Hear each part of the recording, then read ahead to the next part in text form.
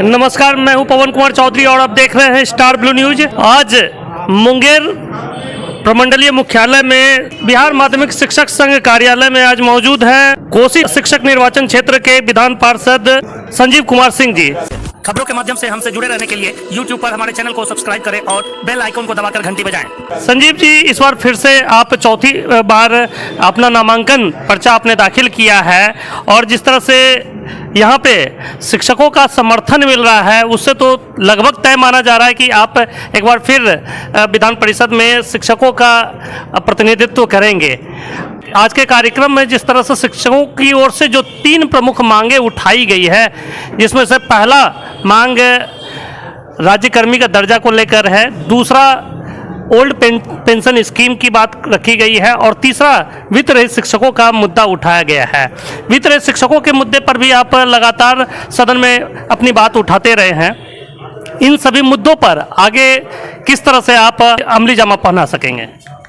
देखिए, निश्चित रूप से अभी जो शिक्षकों की मांग है, सरकारी विद्यालय में जो नियोजन इकाई से नियुक्त शिक्षक हैं उनकी मुख्य मांगे हैं राज्यकर्मी का दर्जा। और आप देखेंगे जो कि अभी सभी नियोजन इकाइयों को विघटित करके एक नियोजन इकाई सिर्फ बनाया जा रहा है। तो हम लोग कहीं न कहीं उस तरफ बढ़ रहे हैं, बल्कि उस मांग को और भी धारदार हम लोगों के द्वारा बनाना पड़ेगा और संघ संगठन के द्वारा बनाना पड़ेगा। जब कई नियोजन इकाइयां थी तो स्थानांतरण में भी समस्या होती थी, लेकिन जब जिला कैडर हो जाएगा, जैसे प्रथमतया नियुक्ति में वो लोग अब नियमावली में बदलाव करने का प्रस्ताव उन लोगों ने बढ़ा दिया है।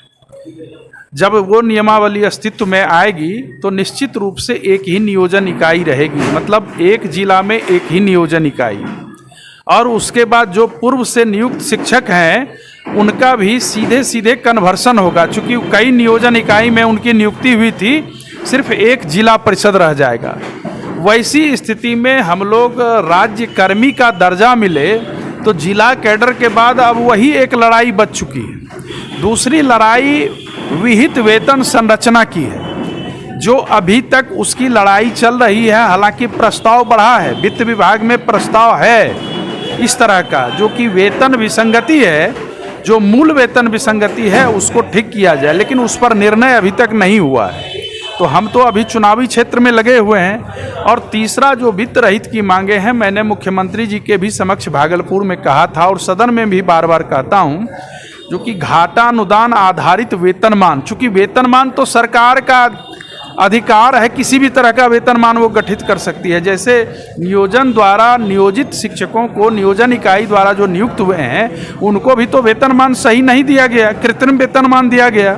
तो मेरा कहना है, वित्त अनुदानित जितने भी संस्थान हैं या गैर वित्त अनुदानित हैं, जो वेतन पाने की जो संस्था अहर्ता रखते हैं और उस संस्था में नियुक्त शिक्षक या कर्मी अहर्ता रखते हैं, तो उनको भी महीने महीने वेतन का स्वाद मिले। चूँकि ये अनुदान का जो मसला है ये 5 वर्ष, 7 वर्ष, 10 वर्ष से लंबित है और इसमें कहीं न कहीं दोहन शोषण भी होता है। शिक्षकों को उचित जो अनुदान की राशि है, वह वेतनानुदान की राशि है, नहीं मिल सकती है। तो ये मेरा प्रथम मुद्दा है। इन तीनों मुद्दों को मैं प्राथमिकता के स्तर पर रखना चाहूँगा और निश्चित रूप से हमको विश्वास है आने वाले समय में इसका हल भी होगा। एक आखिरी सवाल है कि आप शिक्षकों के प्रतिनिधित्व कर रहे हैं और शिक्षक अभ्यर्थियों की भी जो कुछ मांग है कि जो बिहार में शिक्षक बहाली को लेकर भी सरकार की ओर से 7वें चरण की बात कही जा रही है, लेकिन अब तक जो नई नियमावली है वो भी अब तक सदन में पास नहीं हो सका है। तो उन भविष्य के शिक्षकों के लिए क्या उम्मीदें हैं, कब तक 7वें चरण की बहाली हो पाएगी? मुझे जहाँ तक लगता है ये जो अभी आदर्श आचार संहिता है उसी के चलते ये प्रस्ताव नहीं रखा जा रहा है, क्योंकि ये प्रस्ताव बढ़ चुका है और नियुक्ति की नियमावली के बारे में रोज हम लोग सुन रहे हैं, आधिकारिक तौर पर भी देख रहे हैं मंत्री क्या बोल रहे हैं, पदाधिकारी, बड़े बड़े पदाधिकारी क्या बोल रहे हैं। उसके बारे में अभी 5 अप्रैल तक विधानमंडल चलने का है और ये चुनाव 31 तारीख को ही है।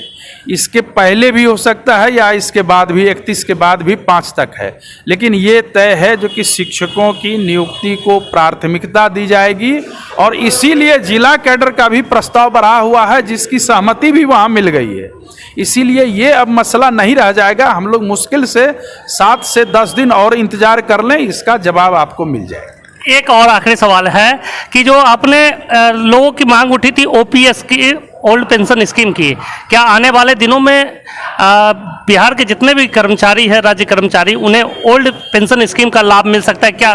देखिए ये एक बहुत बड़ा मुद्दा है, और ये ऐसा मुद्दा है जो कि इसमें सिर्फ शिक्षक ही नहीं है, इसमें समूचे राज्य के राज्यकर्मी और सारे शिक्षक सड़क पर उतर जाएंगे और राज्य सरकार को की नैतिक जवाबदेही हो जाएगी जो कि करें।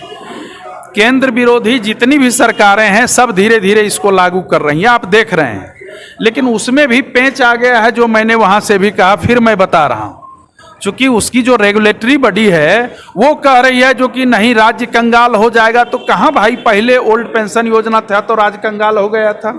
ऐसी बात नहीं है। देखिए राजनीतिक इच्छा शक्ति होती है, किसी भी निर्णय को लेने में अगर राजनीतिक रूप से निर्णय लिया जाएगा तो उसके पीछे उन शख्सियतों की इच्छा शक्ति होती है। अगर कल के डेट में इच्छा शक्ति होगी तो वह भी लागू होगा। लेकिन हमने जो हमारा जो कहने का तात्पर्य था, हम लोग अभी अगर सीधे सीधे मांग करते हैं तो इसका अर्थ है जो कि हम कहीं न कहीं सामने वाले को डाइवर्ट कर रहे हैं। चूंकि उसमें होना ये चाहिए जो कि आप सभी को दें, लेकिन नियोजन इकाई द्वारा जो नियुक्त शिक्षक हैं उनको राज्य कर्मी का दर्जा देते हुए उनको भी दें निश्चित रूप से।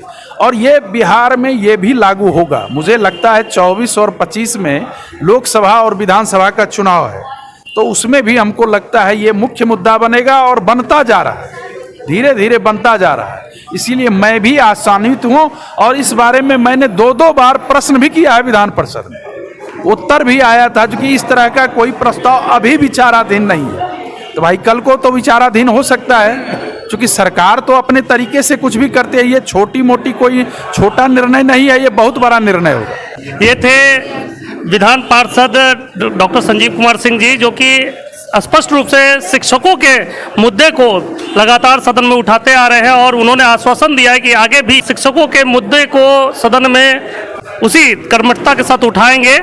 आप बने रहे हमारे साथ, देखते रहे स्टार ब्लू न्यूज। चैनल को सब्सक्राइब